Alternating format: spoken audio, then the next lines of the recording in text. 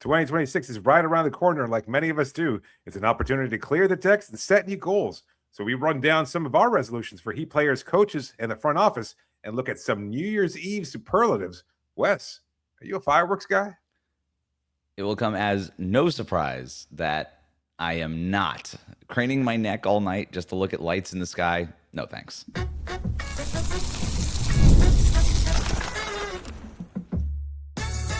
You are Locked On Heat, your daily Miami Heat podcast, part of the Locked On Podcast Network, your team every day. All right, welcome to Locked On Heat, your daily podcast on the Miami Heat. However, you might be tuning in on YouTube or your favorite podcast app. Thanks so much for making Locked On Heat your first listen every day. Join the Cookie Gang, become an everydayer. That means subscribing, tuning in every day, Monday through Friday, and signing up for the Everydayer Club with the link in the show notes. Today's episode is brought to you by Game Time. Download the Game Time app, create an account, use the code LOCKEDONNBA for $20 off your first purchase. I'm Wes Goldberg, host of Locked On NBA Daily and Real GM Radio. I'm here with David Ramil. Both of us are credentialed Heat media members who cover this team every day. We have a fun show for you today. We're doing our New Year's resolutions and handing out some superlatives. Let's start, David, with the resolutions. We each came up with a bunch of different kinds of resolutions for a bunch of different kinds of Heat players, coaches, front office executives, etc. Why don't you start us off? Ooh, okay. No pressure there. But, I feel kind of it's like an unfair resolution. But I'm looking at Tyler Herro, and I still feel a certain way. And I know that there's going to be criticism towards me for either not citing and Tyler, or believing too much in him, or not believing enough, because that's just the way fandom works. And so I'm okay with that. But I look at Tyler, I look at what the last three games represented. I look at the kind of weeks before that where things were kind of shaky. He was on, he was off. It wasn't his fault. I think we all accept that.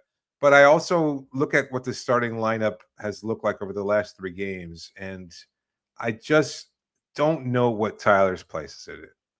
I think that's a conversation that has to be had. Somebody's going to have to be benched. And I don't know that you have a good option there. Is it Davion Mitchell? Is it Norm Powell? Is it Andrew Wiggins? I don't think Bam is getting benched. And I don't think anybody at this point in time wants to see Kel'el Ware benched. And so that kind of leaves Tyler as the odd man out. And I don't know that that's a conversation that anybody wants to have. And yet somebody's going to have to take the hit. So my concern then, if whether he's starting or whether he's coming off the bench, because that conversation has been going on for a number of years now, my resolution for Tyler is thrive in your role. Whatever that role is, be a star in your role. We've heard him say it. We've heard this coaching staff say it. It's something that's echoed around locker rooms throughout the league.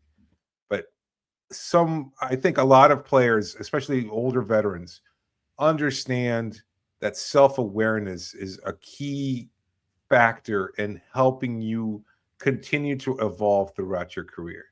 I think it was a great quote by Alex Caruso. I think it was attributed to, and I'm sure it's probably been said in lots of other places in lots of different ways too. But a lot of guys come in thinking that they're the CEO, and they don't realize that they're the janitor, and they don't do the work that's necessary. And I love that kind of mentality, because I'm not saying Tyler's a janitor by any stretch, but I don't know that he's equipped to be the CEO either. And so whatever that role is, whatever he has to do to help this team win, I just want him to accept that role and learn how to thrive in it. We've been doing this show too long together. Is it the same thing? I basically have the same thing. I have Tyler Herro. Don't worry about fitting in or the new contract. Just come back. Make sure you are 100% healthy. Do not rush it. Make sure you're 100% healthy and just get to your game. That's it.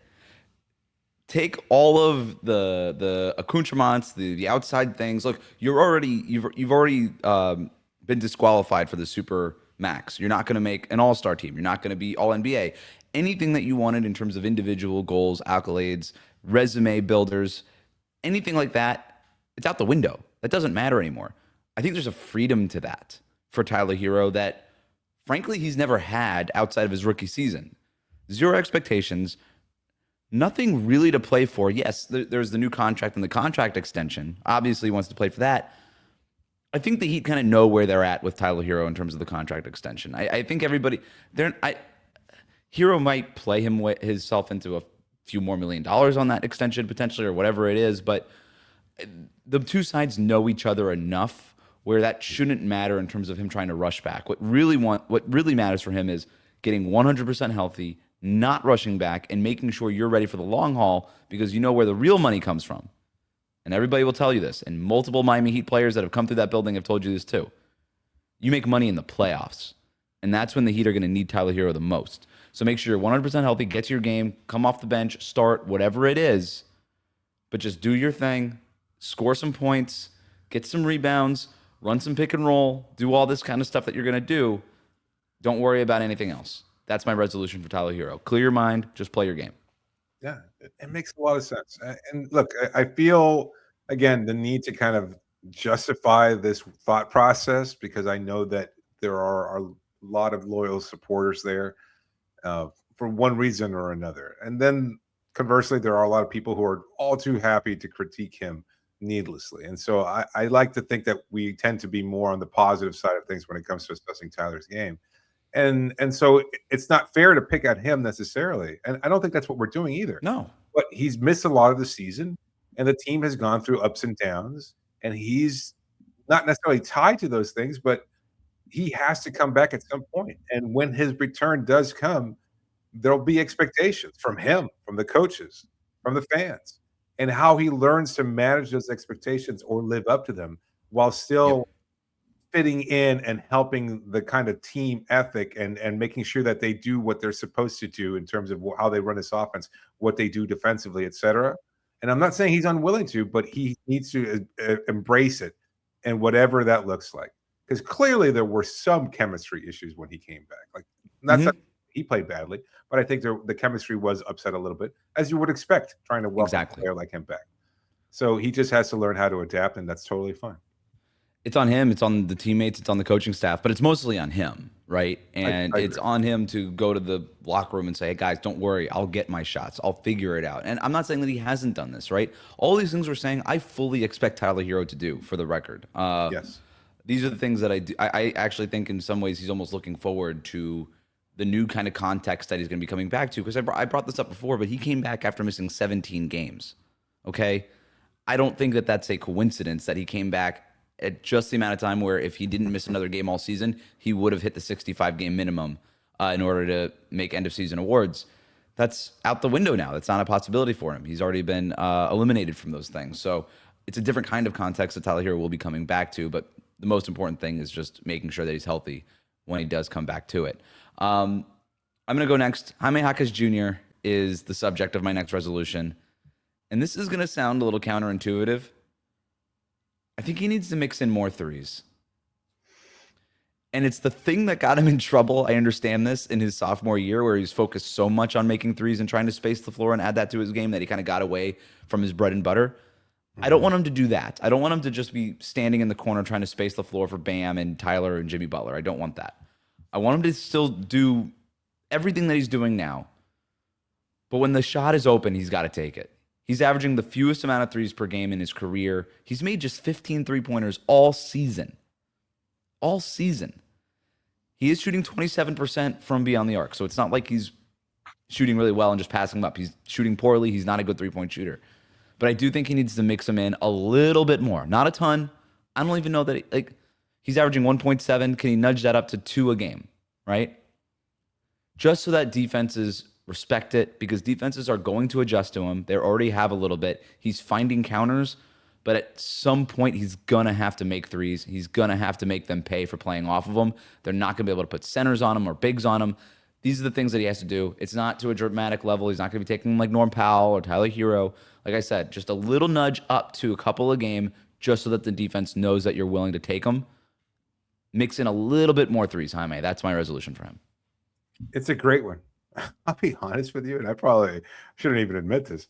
I had no idea he was shooting this poorly, because he's been so impactful in what he has done well. And I mean, we're just talking about him and his off-ball movement, his evolution as a playmaker. Like, he's clearly been a better player this year, and yet that one area of his game has been really lousy. And I know it would have been bad, but I didn't realize it was 27% bad. Like, that's. But it's on a really low volume. He's taken 55 threes all season. You can't even. I mean, we know he's not a great three-point shooter. He's better than that. Yeah, that's and I wonder if that's a chicken and egg situation. It's like I'm not taking those threes because I know I haven't been hitting them at a high rate. But I wonder if you continue to hit some more or take more, and then you hit some more as a result, maybe you can get those numbers up, boost your confidence. I think it's all tied together there, and Yep. so I think he He's does clearly need not to comfortable with the shot. I want him to take more so that he gets comfortable with the let it shot. fly. Let it fly. I mean, don't let it fly. Like, he's still not a good 3-point shooter. Get to your game. Just, let it hover a little bit. I don't know, whatever's a little bit less than fly. Few more resolutions. Plus, we come up a word to define the Miami Heat's 2026. That's coming up next here on Locked On Heat. Today's episode is brought to you by Game Time. During basketball season, there's nothing like being in the building, the energy, the crowd, that first big run that gets everyone on their feet. The Heat, the best first quarter team in the NBA. Who doesn't want to be there for that? Fans want to be there for those moments, not stuck refreshing screens or guessing what tickets are really going to cost. But that's where Game Time comes in. The Game Time app gives fans the advantage pack, making it incredibly easy to score amazing tickets, fast, simple, and without the guesswork. You can browse the Game Time apps, and it's straightforward and intuitive. Finding tickets takes just a few taps. You can view the seat before buying tickets. It makes it so easy. If you've never been to a venue before, you know exactly what the view of the stage is going to be, or wherever you're going to be for whatever event that you might be buying tickets for. You'll get an appreciation for where you're going to be sitting through the app, and you get great deals that makes these events more affordable than ever before. So take the guesswork out of buying tickets with Game Time. Download the Game Time app, create an account, and use the code LOCKEDONNBA. That's LOCKEDONNBA. You get $20 off your first purchase. Download the Game Time app today to get in on the action. We'll be right back. Thanks again for making Locked On Heat your first listen of the day. Thank you for making Locked On the #1 sports podcast network in 2025 and beyond.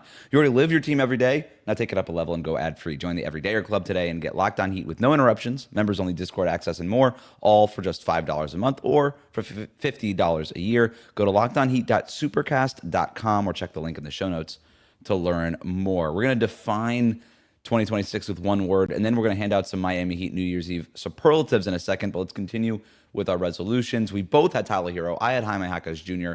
Who's next on your resolutions list, David? I've got Kel'el Ware on there. We talked about his continued growth, his aggression lately. He's been so good. Just changing the way that the team is able to make an impact there, the way that they do things, because he's such an easy lob threat. He's been more aggressive, pursuing with intent when it comes to rebounds, and he makes such a positive impact in that regard. So I think a lot of fans see a star turn. And so maybe this is a little bit too much, but you know what? You got to dream big, right? You got to set the resolution bar really high. And for Kel'el Ware, I want him to have a 40-point game. I want him to be able to put his name out there for the rest of the league to take notice. Because right now, I don't think he's getting that kind of consideration. I think he's still more of an afterthought than anything else, but we see the potential. We see the shooting ability. Put yourself out there.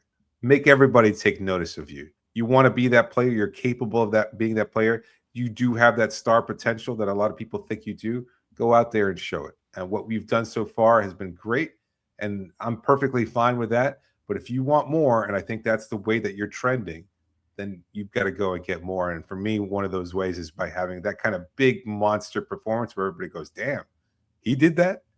And that's where everybody will kind of just realize, you know what, this kid's something, and he's going to be something special for years to come. I love it as a goal. It might be at the start of next season that he has a 40-point game, because I just don't really see how he's going to get that many touches, not many opportunities in this offense, right? Because I'm trying to do the math. How do you get to 40, right? Let's say he makes 4 3-pointers in a game. It's got at least. Right? At least. He's got 4 or 5 3-pointers. He's available for 10 to 12 7 of points 9 on to offensive line. Rebounds. Gets to the line a few times, and then he's going to have to hit. I mean, without the pick and roll, there's going to just have to be these baseline lobs. I mean, it's going to have to be a lot of Kel'el. It's going to have to be a lot of Kel'el, which maybe it should be a lot of Kel'el. In the way that this offense works, I don't know that anybody scores 40 this season for the Heat, right? That's fair. Look, 5 3-pointers, that's 15 points. 7 of 9 at the line, that's 22 points. You chip in another 8 on 4 or 5 on offensive rebounds, yeah. That's a 41-point game right there. Easy enough. He should have done it already. Make it sound so simple. I like it. I do. It kind of brings me something that maybe this is a different kind of conversation, but like, how good can Kel'el be? Like, really? Like, let's get off of Heat Twitter for a second and all the hype machine stuff and the other things that are out there. How good can Kel'el Ware actually be for a guy who doesn't dribble, doesn't create his own shot? And I don't think that that's really part of his game. Maybe it eventually, I don't think that you can write that in terms of that'll be part of his game. Maybe it eventually comes, but right now that's not really part of it. Is it? I think there's a chance for him to be able to attack closeouts, like when people try to close out on him from 3-point range. So we're talking about 1-2 dribbles and get to the basket. I don't think that counts as creating your own shot, but if you were to add that to his game, is it too much to say like Karl Anthony Towns, but good defensively? I don't know. I think it's back to the basket game. Towns, that is so much better than Khalil. Way superior. But I do wonder if he can get there. He's got great touch on, 3 to 5 feet from the basket. A little more physicality and strength to get to his spots. A little better at the handle to attack those closeouts. Yeah, I mean, I tend to think of it as the goal for him is Wembanyama light, right? I mean, and I think that we've made that kind of comparison before. Kind of what I'm others saying, have made right? the comparison. Yeah, that's where he has to be. He has to be able to use his full length and his ability to space the floor. Multi-time All-Star, right? He's not generational. Yeah, no, but I mean, look, I remember saying this in Tyler's second year. Like, he'd had the rookie year in the Orlando bubble. People were taking notice. I talked to his trainer down here in South Florida, and he told me the goal for Tyler, the vision at least, was multi-time All-Star. And I remember talking about it on the show when you were hosting Locked On Warriors. And everybody was like, that's ridiculous. No way. He's not going to ever do that. I thought it was, well, he's done it once.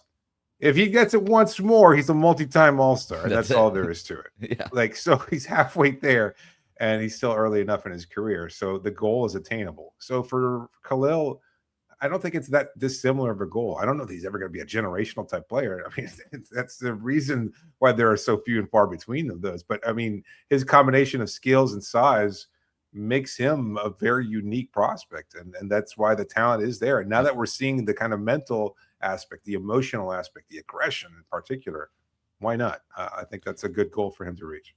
I'll tell you one thing. One of the guys that he was compared to in the draft, Miles Turner. Yeah. He's already better than him. Yeah. I don't even think that sounds like it's a hot take. I don't think it is. I don't know that you could debate that. Kel'el Ware is already a better player than Miles Turner. Imagine if Kel'el Ware had a point guard like Tyrese Halliburton spoon feeding him all the time. Turner obviously playing in Milwaukee right now, putting up okay numbers. I think Ware's already better. My next resolution here, and we'll do these next couple. Do you have any more? I have one more. Okay, so we'll do these next couple quickly. Mine is for the Heat's front office. That's where I'm going to. Oh, maybe it's the same thing. My resolution for the front office: be bold. Be bold in 2026. It's the same thing. That means not only potentially going all in for somebody like Giannis or a superstar player like Giannis, but also explore trades that might surprise us. Explore trades before the deadline that could surprise people. If you can maximize return on your if you can maximize the return value that you're getting back, obviously, don't rule out, would the Lakers trade a future first for Wiggins? I think Andrew Wiggins is very important to the Heat. That has nothing to do with it. This is about, okay, the player, what he means for us versus maximizing return value. Is there a team out there that's desperate enough to give us over asking price, right? It's like owning a house. I'm not looking to move out of this house, but if you come knocking on my door and you're asking and you're offering $500,000 over what this thing could be listed for, we at least have to think about it. Is somebody willing to offer multiple assets for somebody like Norm Powell? I'm not saying you have to do this stuff. I'm just saying be bold, explore these types of trades, because this is the way that you gather the assets that you might need to do something a lot more dramatic down the line, or just in general, it's how good front offices frankly operate, right? It's if you're willing to get desperate and offer us way over what the list price is for these things, we at least have to think about it. So in addition to obviously potentially going all in for somebody like Giannis. But that's it. Be bold, but be creative, right? And I think that's up to the Heat's front office. It's why they get paid a lot of money. It's up to them to figure it out. Yeah, I've got something similar. To me, it's make the trade.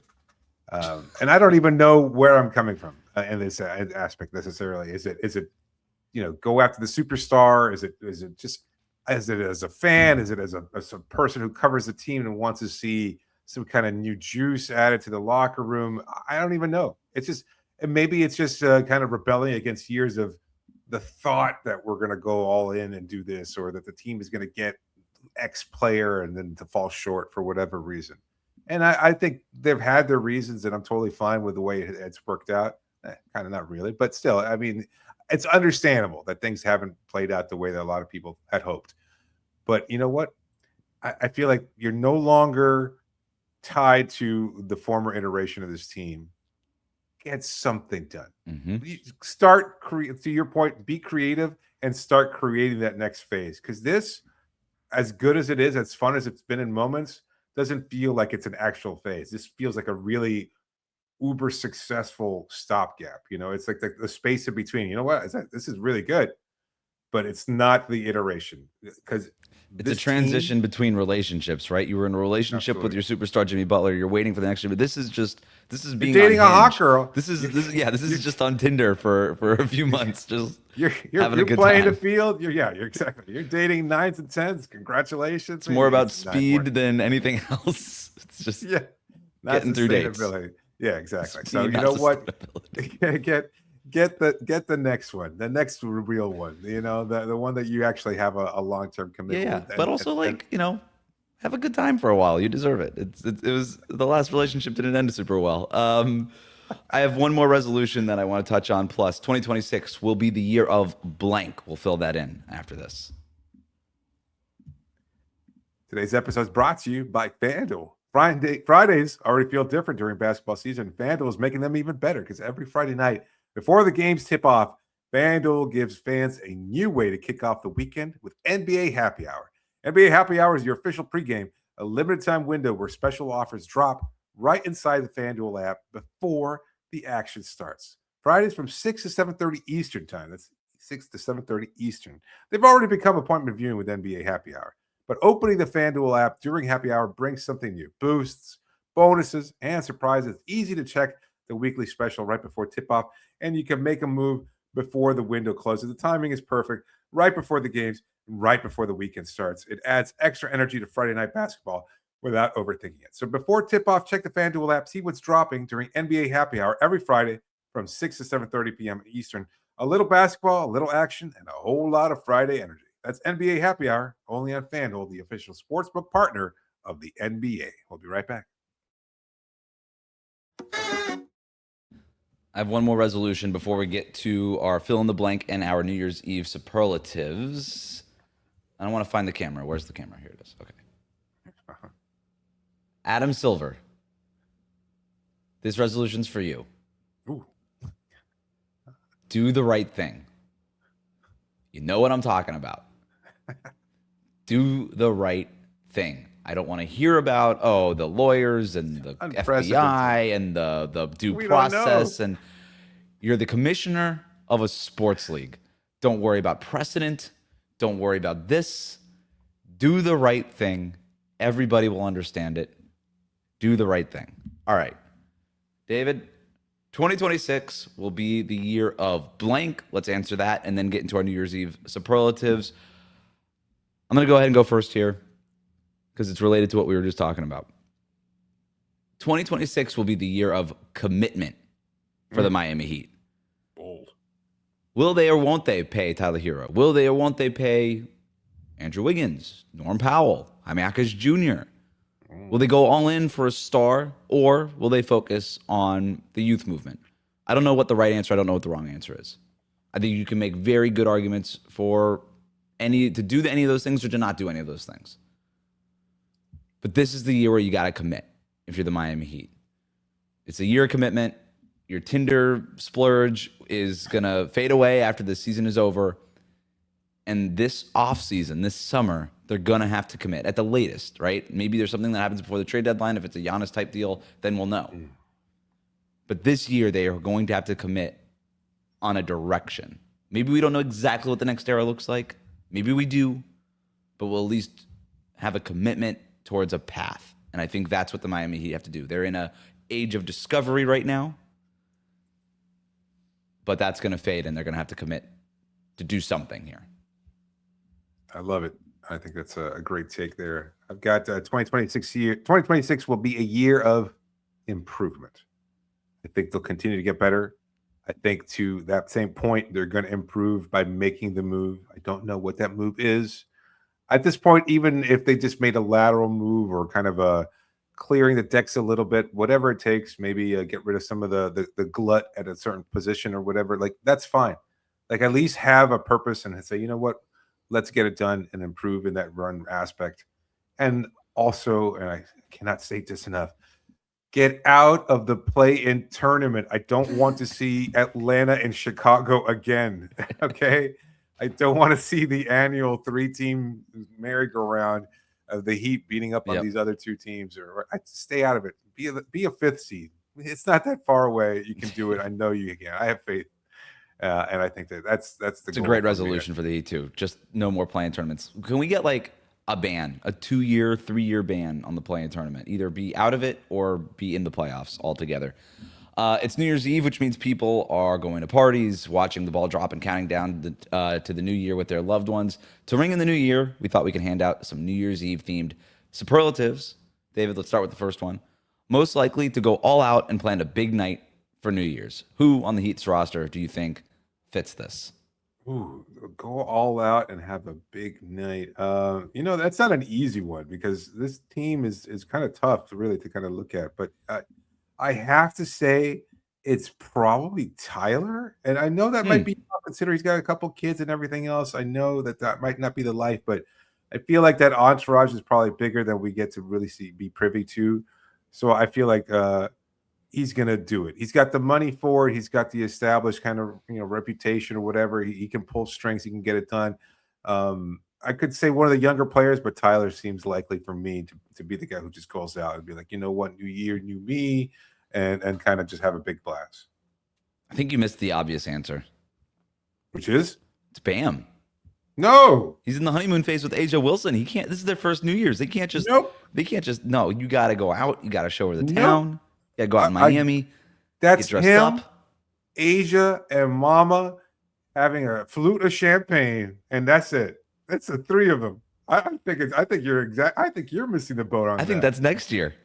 No way. That's Bam, and no, I don't think they want that. I don't know. Bam's not gonna leave his mama on New Year's Eve. No way. She can come. No. Why not?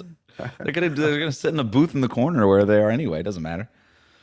Most likely to fall asleep before midnight. Who you got? Ooh, Drew Smith.